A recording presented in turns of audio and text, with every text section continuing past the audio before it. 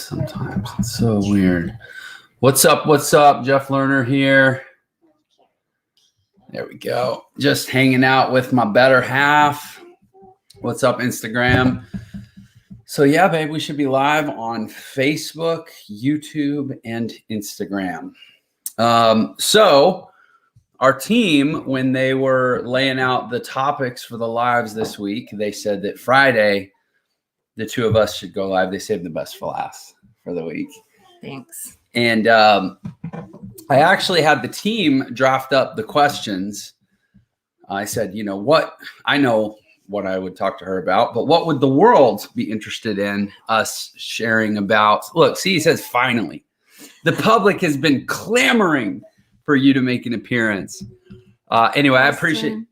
Oh, what's up, Preston? Love Preston. We love Preston. Anyway, I appreciate everyone who's coming on. This is exciting for me. We've got about 25 minutes before I have to go, so we're going to be kind of quick. But yeah, basically what the team came up with is, you know, and it's a fair question. How do you put up with me? Like, that's fair. Yeah, meaning, I mean, there's a lot of ways that question can be interpreted, but I mean, specifically, since we've been together, I've basically had to completely start over and reinvent myself as an entrepreneur and a business person like 3 times. Yeah. That's stressful and, you know, presents a lot of challenges. We obviously see in our business a lot of relationships struggle with that. So I don't know. How do you do it? How do you weather it? How do you not only put up with me, but actually at least you fake a really great job of supporting me? And I don't think you're faking it, but yeah, what's the secret? How's that work? Yeah, I'm not faking it. Well, I think that I just have always known that you had to, I mean, what was my other option? To let you get a job? Or tell you to get a job? Well, there was that one day when I was really stressed out and I was like, you know what? Screw it. I'm just going to put a resume together. Yeah. How'd that go? I said, no, that's the worst idea ever. You'll never be happy, because he would never be happy with an actual job. So we just make it work. We do make it work. Okay. So we got Victor, we got Jeff, we got Michael, we got Jason, we got Matthew, we got Sean, we got Diana, we got Brian, we got Larry, we got Matt. I can't even do the greetings on Instagram because it scrolls so fast. I can say we have abundant Adrian. Yeah. Anyway, I appreciate everyone coming on. Sean says he wonders how his wife puts up with him also. But like, in all seriousness, so when I came here, you know, you took a pretty big gamble. Well, I mean, so did you, because I was a single mom with 3 kids. I feel like we both did that. Well, I appreciate that. That's fair. But my gamble was probably a more, normal gamble. Like, hey, there's this woman, I'm in love. She has some kids. I accept the kids because I love the woman, and ultimately I love the kids. And, you know, that's like conventional at some level. But for you, it's like, hey, this guy, I like him, but he's going to come here and he's going to take care of my family, take care of our family, but he has no job. You probably knew I would never get a job. Yeah, I definitely knew that. And when I came here, I mean, we don't have to go into the full backstory, but like, I had nothing going. I left everything behind and started over from scratch, right? Yeah. So, and you didn't like freak out at me. You actually were like really encouraging. Like, I'm actually curious for you to go back to that state of mind. How? Well, because I've always just like known in the short term, I could like push you to do something that you didn't want to do, even if I was uncomfortable with what you're doing. But I've always known in the long term, it would just cause resentment. You would be resentful towards me if I didn't support what you wanted to do, right?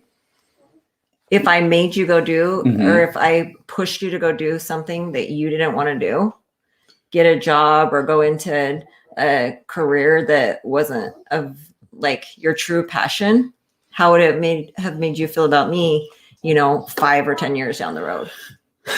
Yeah. I mean, I agree. I probably would be not as happy, and I might have some lingering resentment. And plus you'd always be thinking about what you would have wanted to do that I didn't support you in doing. And I didn't want any of that. I wanted you to be truly fulfilled, because on my side of it, what I've wanted was to be able to, be home and be with the kids and spend as much time with them as possible. And you were doing whatever you could to make that possible for me. So why wouldn't I do whatever I can to make your dream possible? Well, I appreciate that. So I have a couple questions, follow-up questions, if you will. And so, yeah, follow-up questions. One is, I appreciate that, but you could argue that I wasn't doing anything possible to take care of you and the kids if I was unwilling to get a job. It was kind of like, I'll do anything possible to take care of you and the kids, only it's like that Meatloaf song. I'd do anything for love, but I won't do that. Yeah. Right. So did that ever cause resentment on your side that like, hey, he's here, he loves me, he wants to take care of the family, but also as a provider, there's like a line he seems unwilling to cross? No, because not at all. Because I always just like, I've seen what you have in you. And I always knew it would be selling yourself short to go do something else that was under somebody else's terms. Yeah. So that makes a lot of sense. Why? Maybe what would you say to people? This person says, what do we got? Balancing act, ability to do both. What would you say to someone who's struggling to take that same perspective with their spouse? Because obviously in ENTRE, we have a lot of people that are wanting to strike out and build their entrepreneurial future. And, at least I see it, that the spouse objection is probably the single biggest obstacle for a lot of people to doing what they want to do. And I totally get it, because it's scary. It's scary to, have your spouse do something new. It's scary to have them do something like to be an entrepreneur, because then it's, like you're not planning on working for somebody who's paying you giving you a paycheck every couple weeks or whatever. Right. But, yeah, I think it really is the biggest thing is like, if you really like love and support somebody, you want them to be able to reach their goals and chase their dreams, and you have to have faith in the other person. It's just like, with friendships or anything else, like you have to show that you trust the other person and that you support them, So, well, I'm certainly grateful that you feel that way, because she really always has supported me. I mean, take that person off. Oh yeah, we're gonna ban that loser. Bye bye. Ta ta. Don't let the door hit you. But no. So I am grateful you took that perspective. So on day one, you took that perspective, and admittedly, well, I mean, it wasn't like it. It wasn't. No, it's all rainbows and unicorns there. No, it wasn't like 100% there on day one. It was a process. I don't want to sit here and make it out like I'm this 100% picture of perfection as far as like supporting my spouse. It was a process for me too. I'm just saying the way that I found within myself to have the support and the faith was to think about the big picture and your happiness down the road, which is also my happiness, by the way, because if he's unhappy, I'm not going to be happy.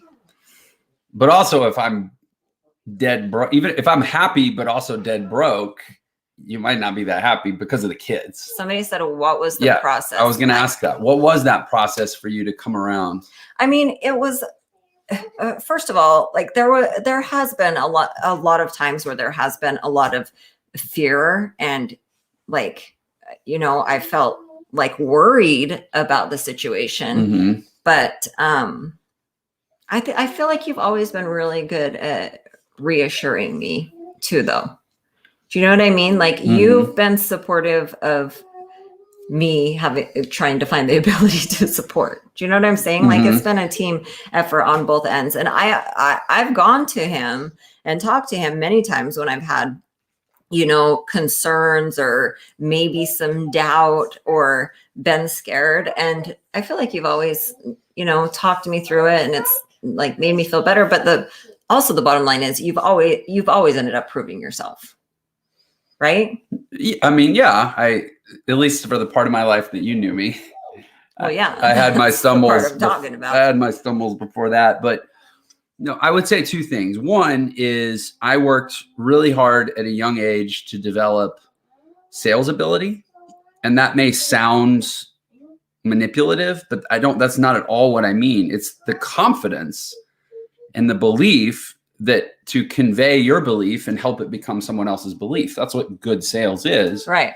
And I feel like yeah, you are a good sales. Yeah, exactly. You are a good salesperson. So that's what he's done. He has sold me on the idea and it worked. Yeah. But here's the thing, you know, not as a man, that's 20th century, as a provider, let's say, you know, if you're going to enroll your spouse in this wild and crazy vision, you gotta really, really believe in yourself. You know, otherwise, like think if I had just been tricking you. Well, because I didn't want to get a job, but I was going to be a broke loser. And if you have self-doubt, that is a huge part of it. Is you have always, other than the one day, it was like an hour job, honestly. Yeah, it wasn't even a day. You've always been so confident in everything that you're doing that it's hard for me to not see that it's going to work. Yeah, I said that's a huge part. I said last night on a live, I was like, I think there's 3 things that you have to bring an idea to fruition. And it's basically good communication, insanely high levels of confidence, because trying to get other people to buy into something that doesn't exist yet is like hard, right? It's like the hardest thing in the world. And then like a clear vision that's big enough to inspire you and to get other people excited about it. Right. Would you say I did those 3 things reasonably well? Yeah, you've definitely done those 3 things very, very well. So what about for someone who, and again, I'm thinking in terms of ENTRE here, like there was that time, I think it was during the early days of Zerly, which was my second thing. So I had my first thing, it went really well. And then for reasons that don't matter, I was like, no, I'm out of that. But don't worry, babe, I'm going to do a new thing, right? And I flew out to California, remember, and me and Jordan drove around and started this Zerly thing. And I came back, and within a year, we were calling my parents, asking them for help paying a power bill, right? Yeah. And yet, I mean, so that's a moment when you reasonably could have wavered. Hi, sweet girl. Our 4-year-old's on the couch right here. But you didn't waver, actually. Like, I don't think you were stoked on that particular day that the power was going to get shut off. But it's not like you flipped and said, go get your ass a job. How'd you survive that? Just because you, again, had me somehow convinced that everything was going to be okay. I just have faith in you. Like I know you really well. I know how intelligent you are and how hard you work. I mean, that's a huge thing. Like you've proven time and time again that like, if you want something, you'll go out and you'll work your ass off as much as you need to actually get it. So just for everybody asking about the background and the bed and everything else, this is our guest house that we're out in right now. It's just a little casita. Yeah, it's a little guest house. That's where there's a bed in the background. Hi, sweet girl. Yeah, this isn't our apartment. So yeah, I mean, I think part of what I'm hearing you say, and this is probably important for anybody that's struggling with spousal support. Still. Hi, Stell, really? Really? Wow. You know, this is like public, right? So what I'm hearing is that your support had a lot to do with me. Yes. Like I wasn't just sitting there demanding your support. When you weren't just like sitting on the couch saying, oh, I have a plan. I'm going to do this thing. Like it's going to work out. It was in action all of the time. I mean, that makes a difference too. Mm-hmm. It wasn't just a thing you were telling me about.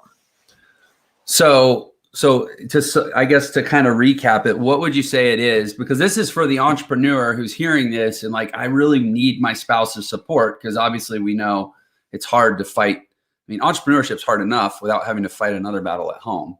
So what would you say to the person, or what would you say I did specifically effectively that helped make it easier for you to be supportive, that anybody else could go, oh yeah, I can try to do more of that too? Well, the first thing is what I just said. You were constantly working to achieve it. You weren't just telling me about it. The second thing is, I feel like this is a huge part of it too, is you've always, she leave? No, she's here. I hear. You've always like enrolled me in it and like asked my opinion, and even if it didn't matter, you've made me feel like my opinion about it did matter, like what you were doing. And I think that helps when it doesn't feel like it's, like you going off and just doing your own thing. Like I've always felt like I was involved and known what was going on. And then just the fact that the follow through and the successes actually happen, the things that you. I got her over here. What's up, girl? Said would happen actually always ended up happening. Mama, go inside for a sec. Okay, go inside. Go inside. We're doing a live. Daddy's at work, yo. I love you. I love you too. So what about then, because I mean, we see this in ENTRE. There's like some people that come to us and they're like, I want to start a business. I'm ready to learn. I'm hungry. They work with their advisor and they make a plan. And then we find out they're totally doing it in secret from their spouse. Yeah. And they say, well, it's like a catch-22. If I tell my spouse I'm in trouble, or sorry, if I don't tell my spouse I'm in doing something wrong, but if I tell my spouse, they're going to shut me down and I'm not even gonna be able to try. And this is my dream. So like, I'm curious what your advice would be to that person. Maybe that's a hard question. Yeah, but I feel like, I mean, it is, but also I feel like if you go to somebody and you tell them like how important it is to you for them too, not just that it's important to you. Like that's the other thing. Like I'm realizing as I'm speaking about it is that you've always said like, I want to do this for us and our family. It hasn't just been, well, this is important to me and I'm going to go chase this and I'm going to do it because, how I feel in my happiness is all that matters. It's always been that it's about all of us and for all of us. It's that vision piece. Yeah. Like I have a vision, and this is true. I always had a vision for our life that we would be able to, first of all, just have security and confidence, which I realize seems maybe contrary to entrepreneurship, but I just always kind of had a belief that, and I suspect many of you watching would agree with me, that like the job market out there doesn't ultimately lead most families to this like promised land of prosperity and security, right? Like it's usually like shaky retirement at best. And that I also wanted us to have flexibility.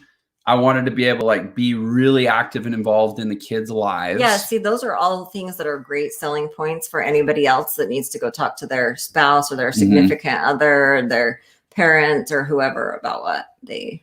Yeah, it's having that really, really strong vision. And it kind of, we say it all the time. I feel a little bit like a broken record, but it's like that Gottman quote about if you want to have influence, allow someone else to have influence over you. And hopefully, I think what I did, fortunately, it was my true desire, but like my vision was something that was, hold on, we're going to open the bag of Funyuns and it's going to make the crinkly plastic noise. My vision was something that was very influenced by your vision. Yeah. Like family, fun, travel, life, just, being together as a family. Well, cool. I gotta go to my photo shoot in 2 minutes. Do we have any parting thoughts or comments? No, just I was reading these comments and there's a lot of super sweet comments. So thank you, everybody. Yeah, this community has evolved into a very, very wonderful support group. By the way, if you're just seeing this and you're like, I don't know what world these people come from, we have a company called ENTRE Institute, and we basically teach people how to kind of harness the tools of the new economy and use it to either grow a business, build a business, maybe create a side hustle to get out of a job someday, and just ultimately get more control of their lives. That's where most of the audience sources from, is from our ENTRE community. And it's just read the comments. It's such that one person notwithstanding, it's such a supportive and positive and wonderful group. It's a lot more than just business education. And I'm certainly grateful for it. In fact, I'll say, if you're like, oh, I want to know more, go to millionaireshortcut.com. I hate sounding pitchy, but Yeah, same. it is what it is. Go to millionaireshortcut.com. I wrote a book. You can have it for free. I think, yeah, guys, that's what I have to say. I don't know. We good? I think we're good. All right. Well, thanks, everybody. I appreciate everyone. And most of all, I appreciate you. Thanks, baby. Appreciate you too. Love you. See you guys Monday.